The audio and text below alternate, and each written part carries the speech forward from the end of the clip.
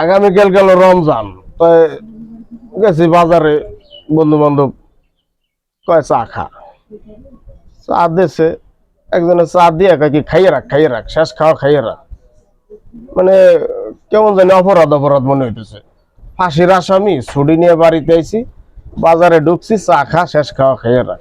মানে এরকম একটা হুমকির মতো ওই দেয়। মানে রমজান জিনিসটা হলো আসলে চুনকামা লাগছে।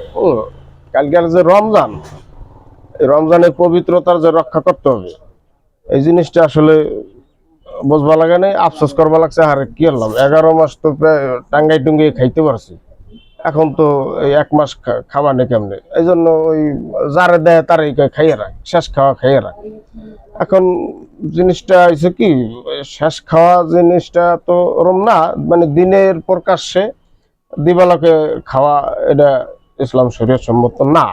আমরা 1 মাস রমজানের রোজা, আমরা 1 মাসের আহার প্রকাশ্যে খাবো না, এটা বিরত থাকতে হবে। যারা রোজা থাকতে পারে না তাদের ব্যাপারটা ভিন্ন। আবার দেখা গেল কি, যে বাজার ঘাটে বিভিন্ন চার দোকানে কিন্তু ওই রমজান মাস উপলক্ষে পর্দা নাজিল হয়, বোঝেন নাই? পর্দা বলতে যে ওই মহিলাকে ওরে হাতে যে লাল সোনালী কালারের যে কাপড় কুপুর আছে না পুরান, এ টাঙ্গাই টুঙ্গাইয়া ওই ভিতরে আবার ওই যে আপ্যায়নের ব্যবস্থা করে, মানে হোটেলের কথা আর কি। যাই হোক, চার দোকান, হোটেল, এই বিভিন্ন রেস্তোরাঁয় এই পর্দা সহকারে, পর্দার কোনো খেলাপ হয় না, পর্দা সহকারে তাদেরকে ভিতরে নিয়ে একসের আপ্যায়ন করায়। তা সেক্ষেত্রে আমরা এই জিনিসটা করবো, ভিতরে যারা আপ্যায়নে থাকে তাদের জন্য দোয়া করব, আল্লাহ যেন তাদের হেদায়েত নসিব করুক। কি কথা কও না? আমিন আমিন আমিন আমিন। এটা এই যে রমজানের মেসেজটা তো দিতে হইবে পাবলিকরে। এই যে যারা এই যে 11 মাস খাইয়া 1 মাসের আফসোস করে, হ্যাঁ, যে আরে কি হলাম, আর তো খাইতে পারবো নালে হালার হালারা কি রোজা থাহে না ফাইজলিমি? আরে হ্যাঁ, রোজা আল্লাহর জন্য, আল্লাহর রোজা রাখতে হবে।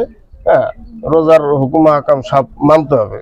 মানে ওরা আলো দাফাইয়া বাঁচপা লাগে না কি রোজা এডি লোকে। মানে আমরা কিন্তু খুশি, যারা মুসলমান বা ইমানদার ব্যক্তি, তারা কিন্তু রমজান আইলে কিন্তু খুশি হয়। মানে ওর কাছে আফসোস টাকা লাগছে, আরে কি হইলো কি দেশটা। তাহলে কি কিছু বার্তা আছে? বার্তা আছে আমার মতে। যারা পেট টাঙ্গাই খায়, বিশেষ করে দিনের বেলায়, এই সমস্ত পাবলিকের একটু সংযত হওয়া উচিত। কারণ এটা পাবলিক প্লেস, আমরা এখানে সংখ্যাগরিষ্ঠ মুসলিম, আমাদের সবাই মুসলমানের প্রতি একটা, মুসলিম ইসলামের প্রতি আমাদের একটা অন্যরকম ফিলিংস আছে। তো সেই ক্ষেত্রে যারা পেট টাঙ্গাই খায় তাদেরকে আমি বলবো, ভাই প্লিজ পেট টাঙ্গাই খাবেন, রাতে খান।